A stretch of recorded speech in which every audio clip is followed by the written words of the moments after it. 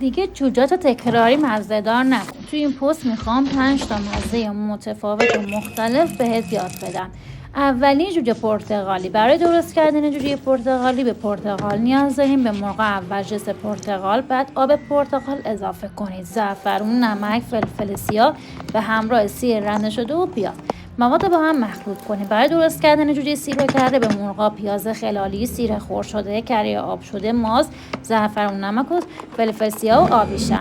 برای درست کردن جوجه ترش به مرغ پیاز رنده شده، گردوی آسیاب شده، ماست، سیر خرد شده، رب انار، زعفرون، نمک و فلفل سیاه. برای درست کردن جوجه مکزیکی به مرغ پیاز خلالی، سیر خرد شده، رب گوجه، آب لیمو، فلفل، نمک و ادویه کاری و ماست مواد با هم مخلوط کنید.